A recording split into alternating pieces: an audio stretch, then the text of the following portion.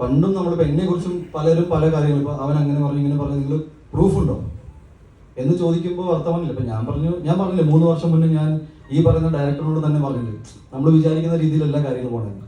പ്രൂഫില്ല. Proof ഉണ്ടായപ്പോൾ ഞാൻ just എനിക്ക് ഇത്രയേ ഉള്ളൂ, ഒരു സുഹൃത്തെന്ന നിലയിൽ നിങ്ങൾ എന്തുകൊണ്ട് എന്നെക്കുറിച്ച് മോശം പറയുന്നു? അയാൾ ക്ഷമ ചോദിച്ചു കരഞ്ഞുകൊണ്ട്. അതിൽ അന്ന് ആ വീഡിയോയിൽ കാണുന്ന 3ാമത്തെ വ്യക്തിയുണ്ട്, പോലീസ് സ്റ്റേഷനിൽ പുള്ളി അത് പറഞ്ഞിട്ടുണ്ട്. ഇതൊന്നും ന്യൂസിലും വരുന്നില്ല, ഇതൊന്നും സോഷ്യൽ മീഡിയ ക്യാരിയും ചെയ്യുന്നില്ല. ഞാനിത് വെറുതെ ഞാൻ ഭയങ്കര മോശപ്പെട്ട രീതിയിൽ എൻ്റെ കോ ആക്ടേഴ്സിൻ്റെ ഗ്രോത്തിൽ അസൂയപ്പെടുന്ന ഒരാളായിട്ട് ഞാൻ എന്തിനു മാറണം? ഞാൻ 2 ദിവസം വെയിറ്റ് ചെയ്ത് ഇതൊക്കെ പറയുമെന്ന് വിചാരിച്ചിട്ടാണ്.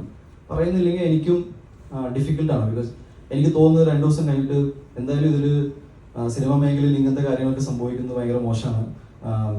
അസോസിയേഷനുകളുണ്ട്, ഇതിൽ സോൾവ് ചെയ്യാൻ ആൾക്കാരുണ്ട്, ഇതിൽ ക്രിമിനൽ ഒഫൻസ് ഒന്നും ഇല്ല എന്ന് തന്നെ വിശ്വസിക്കുന്നു. ഒന്നും ഇല്ലാത്തതുകൊണ്ട് സംസാരിച്ച് തീർക്കേണ്ട കാര്യമായിട്ട് ഇത് വരും. ഇത് ഇവൻച്വലി ഇത് സോൾവ് ആവും. പക്ഷെ ഞാൻ എൻ്റെ സുഹൃത്തിൻ്റെ വളർച്ചയിൽ അസൂയപ്പെട്ട ഒരാളായിട്ട് ജീവിക്കാൻ ആഗ്രഹിക്കുന്നു.